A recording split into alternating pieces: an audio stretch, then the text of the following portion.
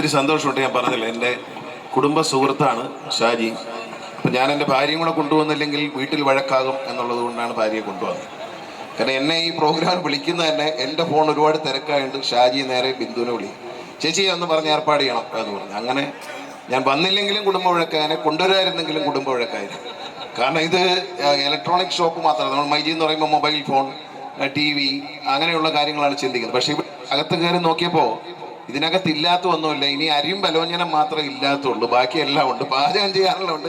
അരിയും ബലോഞ്ഞനം വാങ്ങിച്ചാൽ കുക്കിംഗ് ആരംഭിക്കാം. അതിനുള്ള എല്ലാ സാധനവും ഇതിനകത്തുണ്ട്. അത് മഞ്ജുവിനെ പറ്റി പറഞ്ഞു. പരസ്യം പറയുമ്പോൾ മഞ്ജു പറയും നിങ്ങൾ വരണം, അങ്ങനെയാണ് ഇങ്ങനെയാണ്, അവിടെ ഓഫർ ഉണ്ടെന്നൊക്കെ പറയുന്നെങ്കിലും മഞ്ജു ഇപ്പോൾ പറഞ്ഞു കേട്ടോ, പരസ്യം പറയുന്നതല്ല, പരിചയക്കാരുമ്പോഴും അങ്ങോട്ട് പറഞ്ഞു വിടുന്നതാണ്. അതൊരു സിൻസിയർ അപ്രോച്ചാണ്. കാരണം സാധാരണ പരസ്യം ഈ കമ്പിക്ക് നല്ല ബലമുണ്ട് എന്ന് പറഞ്ഞാൽ ബലം ഉണ്ടാവണമെന്നില്ല. പക്ഷേ മൈജിയെക്കുറിച്ച് പേഴ്സണലിയും മൈജിയിലേക്ക് ആളുകളെ പറഞ്ഞുവിടാൻ മഞ്ജു തയ്യാറാവുന്നു എന്ന് പറയുന്ന ഒരു വിശ്വസ്തത തന്നെയാണ്. അല്ല സ്ഥിരമായി പരസ്യം ചെയ്യുന്ന ബ്രാൻഡ് അംബാസഡർ ആയതുകൊണ്ടല്ല, അതൊരു നല്ല കാര്യമാണ്. ഞാനെപ്പോഴും പറഞ്ഞു, ഞാൻ പരസ്യത്തിൽ നിൽക്കാറില്ല, വേറൊന്നും കൊണ്ടല്ല. ഞാൻ പറയുന്ന പരസ്യത്തിന് എൻ്റെ വാക്കിന് നാട്ടുകാരുടെ മുമ്പിൽ വിലയുണ്ട്. അത് ഈ കെട്ടിടം ഉണ്ടാക്കുന്ന കമ്പി നല്ലതാണ്, ഇത് വളയില്ല എന്ന് ഞാൻ പറഞ്ഞാൽ വേറെ ആരെങ്കിലും വളച്ചാൽ എനിക്ക് നാണക്കേടാം. അപ്പം അതുകൊണ്ടാണ് ചെയ്യാത്തത്. എനിക്ക് ഷാജിയെ പറ്റി ഒത്തിരി അഭിമാനമുണ്ട്. ഇവിടെ നിൽക്കുന്നവരെല്ലാം മനസ്സിലായി. നീ ചെറുപ്പക്കാരൻ, മനസ്സുകൊണ്ട് വളരെ സുന്ദരൻ. ഞാൻ പറഞ്ഞ അകത്ത് വെച്ച് പറഞ്ഞു മാധ്യമങ്ങളോട്, പിന്നെ അമീർ ഖാൻ്റെക്കാൾ സൗന്ദര്യമുള്ള, ഇച്ചിരി അമീർ ഖാൻ ഇത്രയും പൊക്കമില്ല കേട്ടോ, അതിനേക്കാൾ സൗന്ദര്യമുള്ള, അതിനേക്കാൾ ചെറുപ്പമായിട്ടുള്ള ഷാജി ഈ കാണുന്ന പോലെ തന്നെ നല്ല മനസ്സിൽ ഒരുപാട് ചാരിറ്റിയൊക്കെ ചെയ്യുന്ന ഒരു നല്ല വ്യക്തിയാണ്. മാത്രമല്ല ഒരു മലയാളി അഭിമാനം. ഒരു മലയാളി കേരളത്തിൻ്റെ മണ്ണിൽ ബിസിനസ് തുടങ്ങി അത് വിജയിപ്പിച്ച്, ഇത് 4000 കോടി രൂപയുടെ ടേൺ ഓവറാണ്. കേരളത്തിലെ നിക്ഷേപത്തിന് ഉള്ളതിൽ 3000 കോടിയാണ്.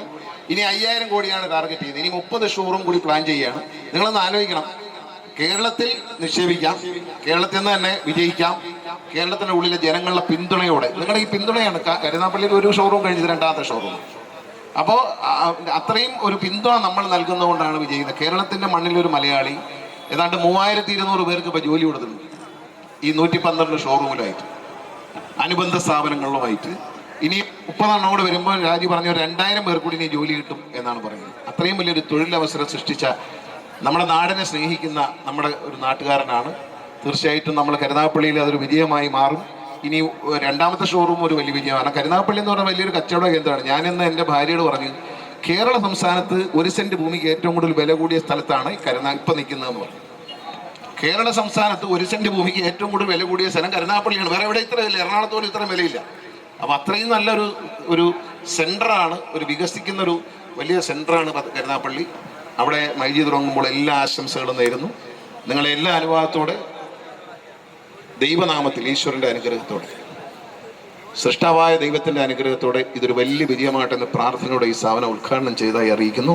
പ്രിയപ്പെട്ട മൈജിക്ക് എല്ലാവിധ ആശംസകളും. ജീവനക്കാരുടെ നല്ല സേവനത്തിന് അവരെയും ഞാൻ അഭിനന്ദിക്കുന്നു. പിന്നെ ഷാജിയുടെ ചേട്ടൻ്റെ മക്കള്, സിസ്റ്റർ മക്കളെല്ലാവരും ഉണ്ട്. അവരെല്ലാം ഈ രംഗത്തേക്ക് വന്നു. അവരെല്ലാം ഒരു നല്ല സമർത്ഥരായ കുട്ടികളായി വരട്ടെ എന്ന് പ്രാർത്ഥിക്കുന്നു.